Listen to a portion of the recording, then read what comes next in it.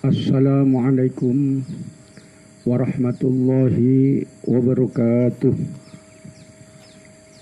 Alhamdulillahi rabbil alamin.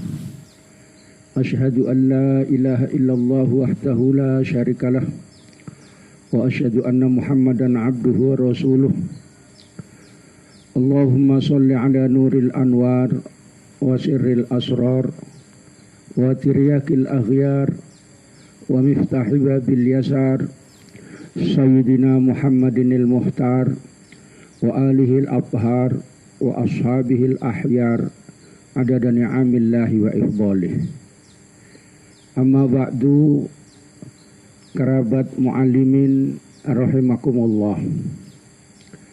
Alhamdulillah, kali ini kita bertemu dalam acara kurma kuliah Ramadan sebagai kontribusi untuk dakwah, mengajak kita kepada sabilillah, kepada agama Allah subhanahu wa ta'ala, dan nasrul ilmi, menyampaikan ilmu. Ma'asyiral muslimin dan kerabat muallimin rahimakumullah. Kali ini kita akan membahas tentang hikmah Ramadan. Allah subhanahu wa ta'ala berfirman, yu'tal hikmata man yasha wa man yu'tal hikmata faqad utiya khairan katsira wa ma yadhakkaru illa ulul albab. Diberikan hikmah, rahasia ilmu, siapa saja yang Allah kehendaki. Dan siapa yang diberikan rahasia ilmu itu sungguh telah diberikan kebaikan yang banyak. Dan tidak mengambil pelajaran kecuali orang-orang yang diberikan hati yang sempurna. Ma'asyiral muslimin, siapa yang diberikan hikmah, diberikan ilmu di dalam satu ibadah, berarti diberikan kebaikan untuk melaksanakan ibadah yang lebih rajin lagi, untuk semangat, untuk introspeksi sejauh mana ibadahnya kepada Allah subhanahu wa ta'ala. Lalu apa hikmah yang ada di dalam puasa Ramadan?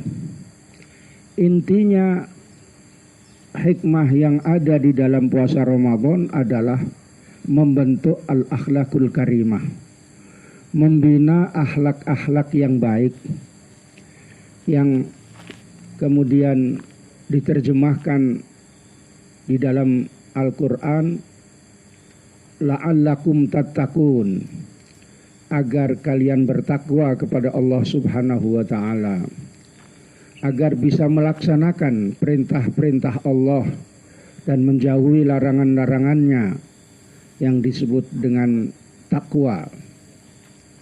Paling tidak orang yang berpuasa Ramadan bisa menerjemahkan, bisa melaksanakan nilai-nilai yang terdapat di dalam huruf takwa, sehingga mendapatkan hikmah Ramadan. Yang pertama, takwa itu hukumnya, hurufnya adalah ta, yang bermakna tawadhu.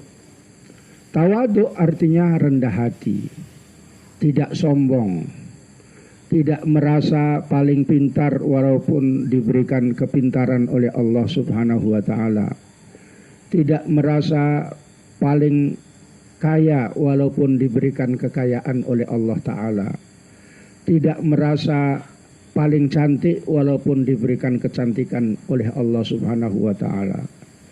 Artinya tidak takabur, tidak sombong. Karena sombong adalah satu sifat yang dipelopori oleh setan, dan Allah tidak suka kepada perbuatan sombong ini. Allah menjelaskan, innallaha la yuhibbul mustakbirin.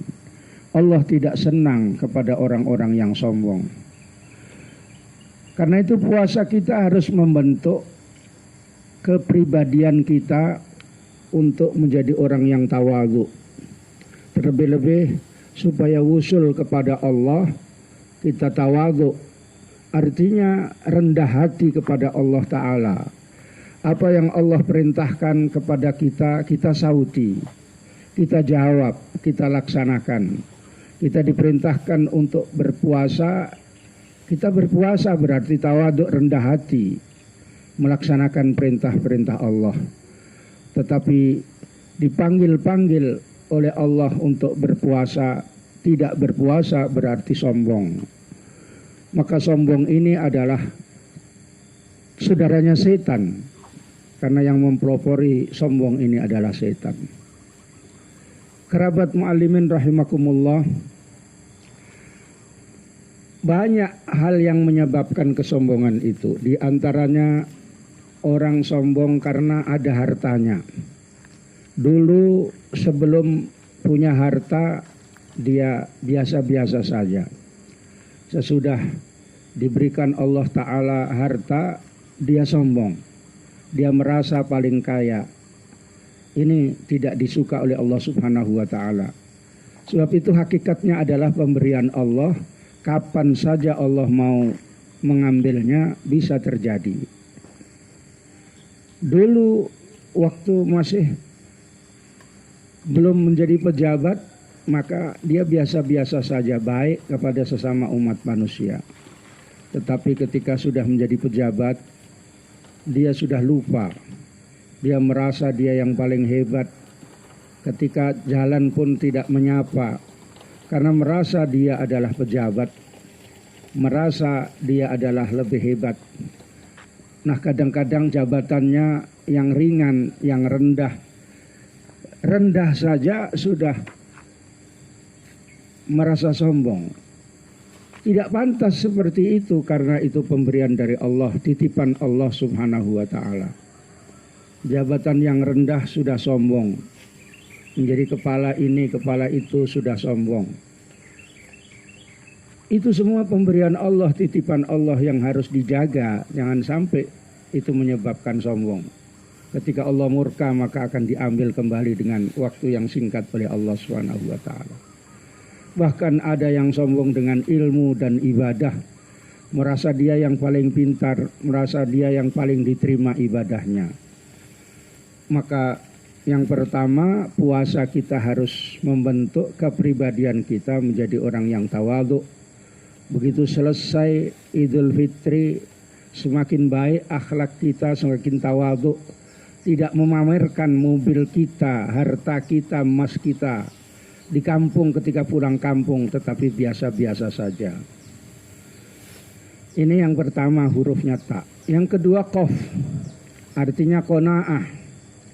Qanaah adalah merasa cukup atas pemberian dari Allah Subhanahu wa Ta'ala. Kita harus yakin seyakin-yakinnya bahwa yang memberikan rizki itu adalah Allah Subhanahu wa Ta'ala, bukan pekerjaan, bukan satu usaha ataupun dari bos, dari pimpinan, dari bendahara. Itu cuma wasilah saja.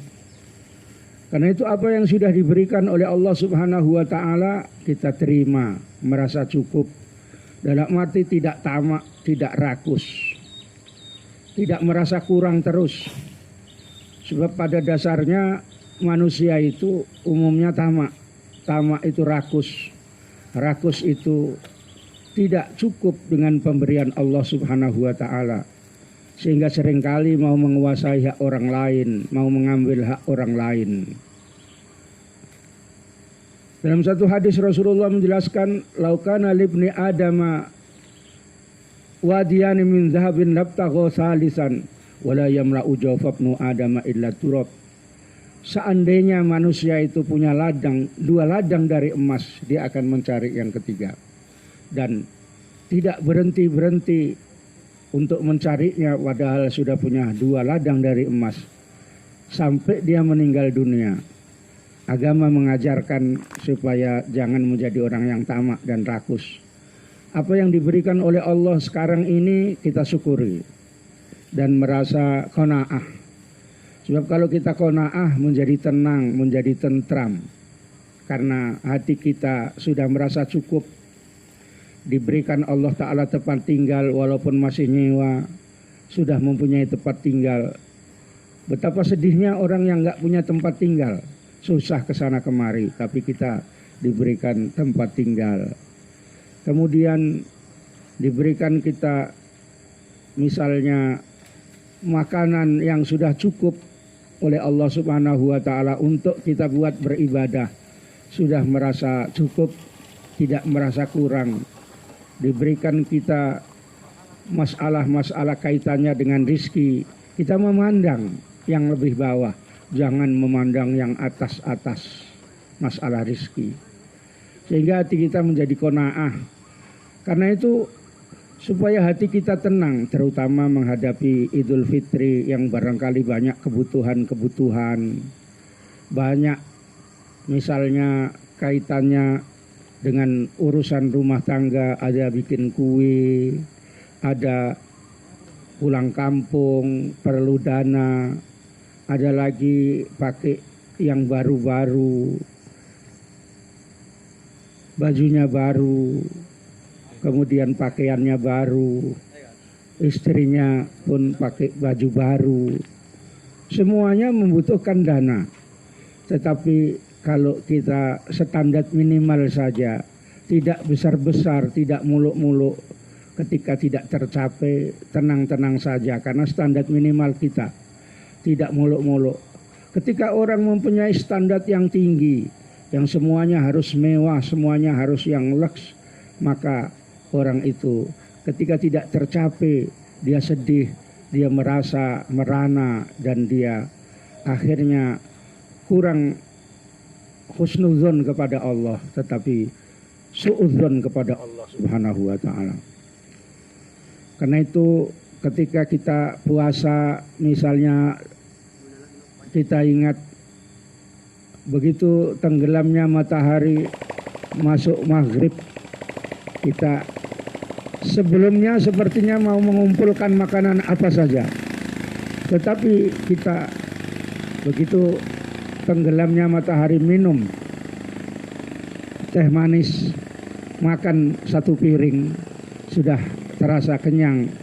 Rupanya makanan-makanan yang kita kepingin nengok di jalan-jalan itu cuma lapar mata. Artinya ini mengajarkan kita untuk qanaah, sudah menerima, sudah cukup teh manis dengan nasi satu piring, itu pun sudah cukup. Berarti kita di dalam puasa itu diajarkan qanaah. Ketika siang hari kita merasa lelah, puasa capek, kita tidak punya kesehatan seperti orang yang tidak puasa, kita sesungguhnya diingatkan oleh Allah Ta'ala bahwa manusia itu adalah dhaif, lemah. Karena itu kita juga merasa ketika sudah lemah seperti itu, jangan sampai kita merasa sombong karena manusia itu lemah, tetapi harus tawadhu dan qanaah. Yang ketiga hurufnya adalah waw, artinya wara. Wara ini artinya berpantang. Berpantang dalam arti di dalam mendapatkan rizki dan apa saja yang ingin kita dapatkan adalah dengan mencari yang terbaik, mencari yang halal. Karena hakikatnya wara ini adalah meninggalkan yang syubhat, takut jatuh kepada yang haram. Meninggalkan hal yang tidak berguna dalam pandangan Allah. Di dalam puasa disunatkan makan pun sudah boleh kalau sudah malam, tetapi jangan banyak-banyak, tetapi sekedarnya saja. Artinya mengajarkan kita supaya wara, karena itu tidak berguna untuk kita, malah bikin sakit kepada kita sendiri gitu. Sehingga hendaknya kita bersifat wara. Wara ini artinya meninggalkan hal yang tak berguna. Dalam satu hadis Rasulullah menjelaskan, min husni islamil mar'i tarkuhu ma la ya'nihi. Termasuk tanda-tandanya orang itu Islamnya baik, imannya bagus, maka meninggalkan yang tidak berguna. Cakap yang tidak berguna kita tinggalkan. perbuatan kumpul-kumpul yang tidak berguna kita tinggalkan. Apa saja yang tidak berguna dalam pandangan agama Islam kita tinggalkan, kita cari yang penting yang berguna. Kita cakap yang penting-penting saja, bertemu dan berkawan dengan yang penting-penting saja, di satu tempat yang penting dalam acara yang penting, sehingga kita termasuk orang yang muhibbin, cinta kepada Allah, termasuk orang yang wara. Maka puasa kita harus membentuk sesudah Ramadan nanti tawadhu dan kemudian qanaah dan wara, supaya kita mendapatkan hikmah saum, hikmah puasa. Yang terakhir hurufnya takwa adalah ya, dalam arti yakin. Puasa kita jangan hanya sekedar untuk mengikuti umumnya orang puasa, itu disebut dengan rutinitas. Tapi puasa kita hendaklah dengan berdasarkan iman kepada Allah. Allah memerintahkan, kita laksanakan. Karena itu disebutkan dalam satu hadis, man shoma ramadhana wa fi riwayatin man qama ramadhana imanan wa ihtisaban ghufira lahu ma taqaddama min dzanbi. Siapa yang puasa Ramadan atau qiyamul lail dalam Ramadan, maka diampuni dosanya oleh Allah Ta'ala imanan wa ihtisaban, dengan berdasarkan iman, bukan berdasarkan ngikut-ngikut saja, rutinitas saja, tapi dasarnya iman kepada Allah Ta'ala. Ketika puasa kita dasarnya iman, maka kuat, kokoh, tidak goyah, aman-aman saja walaupun lapar dan dahaga, kita tahankan karena dasarnya iman kepada Allah. Puasa kita harus mendasari, membentuk iman kita semakin meningkat, yakin kepada Allah, bahwa apa yang sudah diberikan oleh Allah Ta'ala ini kita ridhoi. Semuanya dengan takdir dan ketentuan Allah. Kita sekarang menjadi seperti ini, barangkali jadi guru yang umumnya orang memandang gajinya kecil. Karena kita sudah qanaah, tenang-tenang saja. Karena kita sudah ridho dengan ketentuan Allah, tenang-tenang saja walaupun orang barangkali ada yang cakap, yang tidak senang kepada kita karena gajinya kecil dan sebagainya. Terlebih-lebih ketika dalam menghadapi masalah yang kaitannya dengan hal-hal pendanaan dan sebagainya, kita serahkan kepada Allah karena itu ketentuan dari Allah Subhanahu wa Ta'ala. Tetapi kita pun harus berusaha dan berusaha. Tidak boleh hanya tawakal saja, karena kita tidak tahu ketentuan Allah selanjutnya. Tetapi kita harus ikhtiar, sebab Allah senang kepada orang yang rajin bekerja. Allah tidak senang kepada orang yang bermalas-malasan. Tetapi kemudian serahkan kepada Allah, karena kullu amrin bil qada'i wal qadar wa kullu maqdurin fama anhu mafar.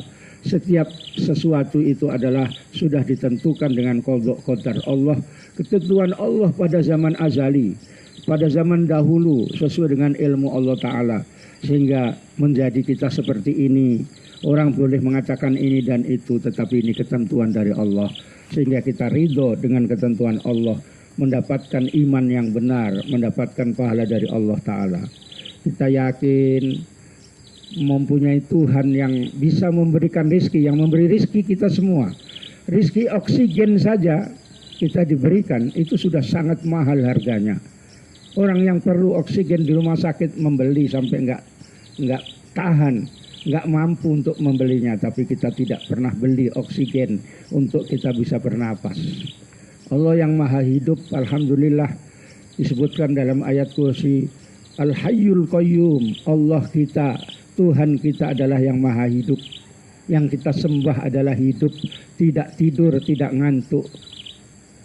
Beda sementara Tuhan orang lain sudah meninggal, sudah mati, itu pun dianggap sebagai Tuhan, tidak berkualitas.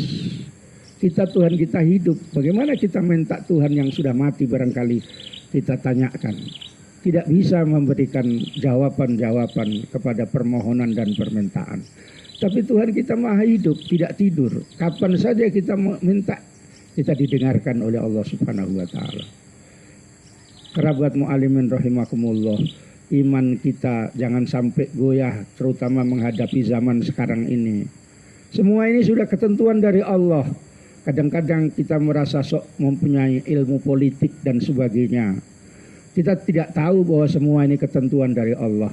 Kalau kita memang ahli politik silahkan, tapi kalau enggak, tidaklah pantas dan tidak perlu seperti itu. Kita bisa jadi sakit hati karena kita tidak sampai harapan kita. Tapi serahkan kepada memang orang ahli politik.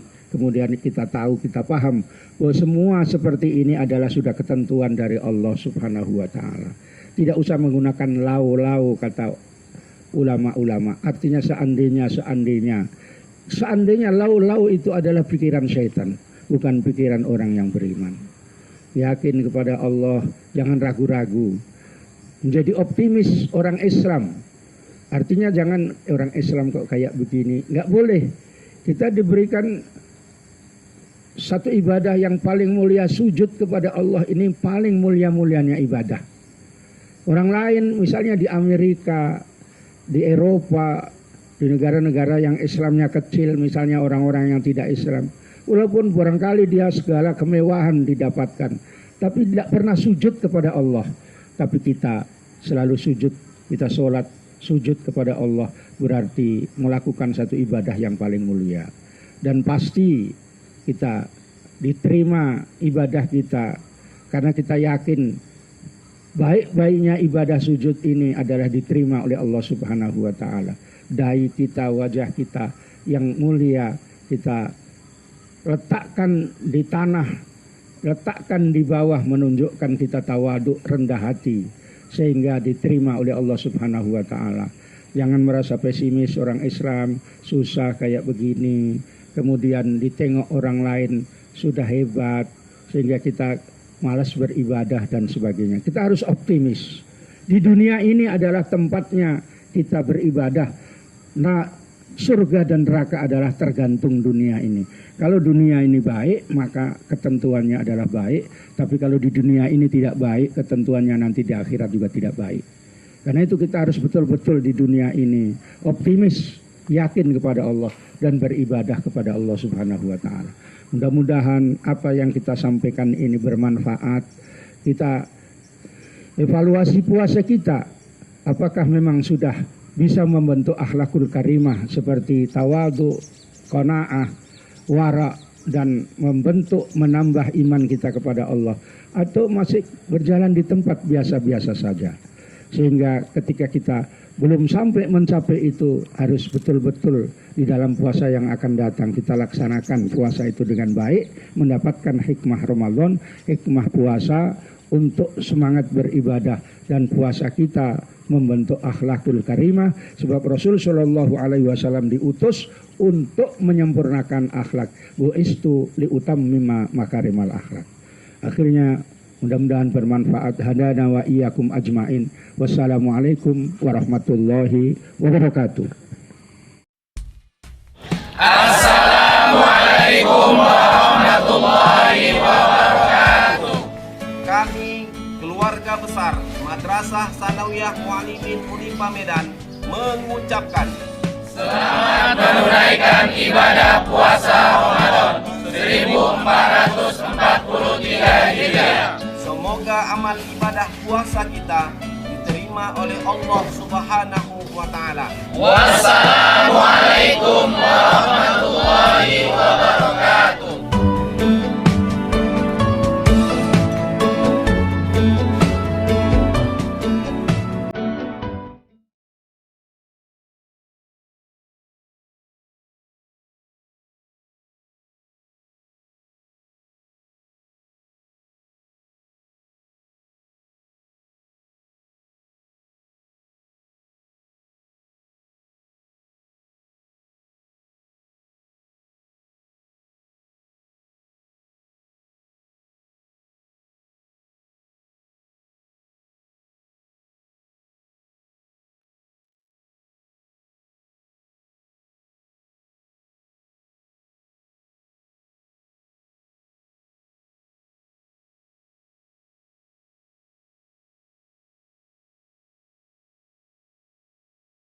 Assalamualaikum warahmatullahi wabarakatuh. Seluruh keluarga besar PT 2 Cahaya Haramain mengucapkan Selamat menunaikan ibadah puasa Ramadan 1443 Hijriah. Semoga amal ibadah kita diterima Allah Subhanahu wa taala. Wassalamualaikum warahmatullahi wabarakatuh.